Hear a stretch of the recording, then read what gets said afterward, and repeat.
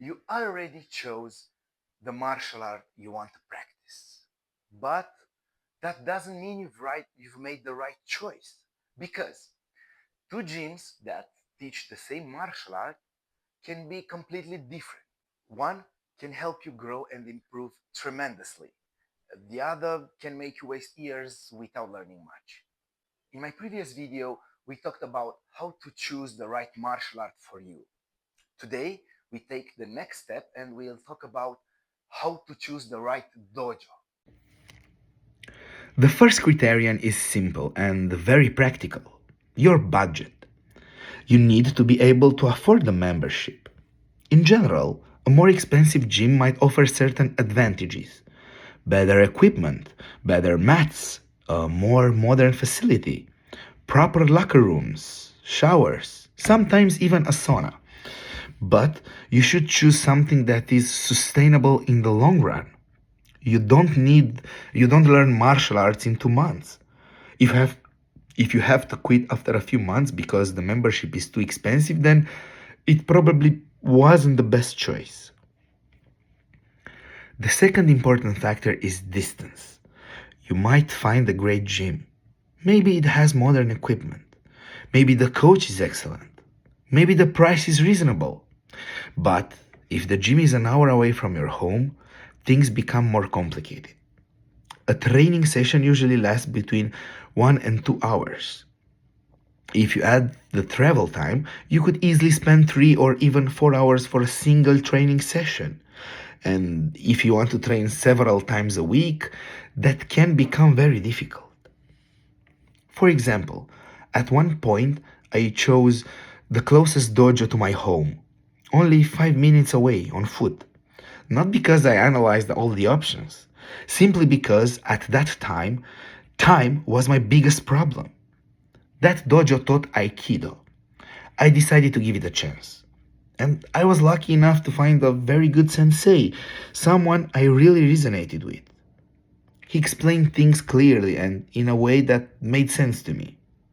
The dojo was dynamic, and even though Aikido doesn't focus much on fighting, we sometimes practiced randori, which is a lighter form of sparring. Another very important factor is sparring. It really depends on what you are looking for. If you want competition, sparring is essential. If you want self defense, sparring is also extremely important, because only through sparring do you start to understand what a real confrontation feels like. The pressure is different, the movement is unpredictable, your opponent doesn't cooperate. I already made a video about how to better defend yourself on the street, where I share the best advice I can give right now. If you haven't seen it, I recommend watching that video as well. Personally, I always say that avoiding conflict is the best option, but sometimes conflict appears and we can't avoid it. Another very important thing is the atmosphere in the gym. Pay attention to how people behave toward each other. Are they respectful? Do they help each other? Or are they constantly trying to prove they are better than anyone else? A good dojo is a place where people are competitive, but at the same time respect each other and help each other grow. Because in martial arts, you need training partners, not constant enemies. Another thing worth paying attention to is the level of the students. Students are, after all, the coach's business card. If you see people who have trained for several years but still lack control, technique, or basic conditioning, that might be a sign that the training isn't very effective. Most gyms offer a trial class, and I strongly recommend taking advantage of that. It's the best way to see how the coach teaches, what the people in the gym are like, and whether you feel comfortable there or not. Sometimes you can feel after the very first training session whether that place is right for you or not. Another very important factor is safety during training. Martial arts involve physical contact, but there is a big difference between tough training and irresponsible training. If you notice frequent injuries or sparring sessions that get out of control, that can be a serious red flag. Perhaps the most important factor is the coach. You need to resonate with that person. They should be able to explain things clearly. And ideally, you should share a similar vision about fighting, especially when it comes to self defense. Some instructors have a very idealized view of real fights. They might believe you have time on the street for very complex blocks or techniques that are almost impossible to apply in reality. But real confrontations are much more chaotic.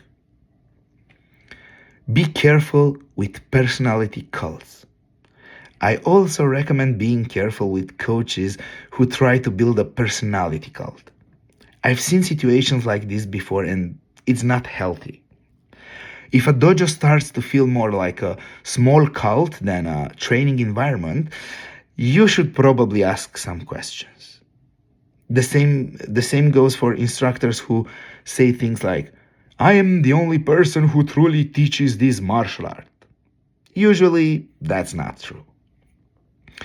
Be careful with financial motivation. Of course, coaches need to earn money.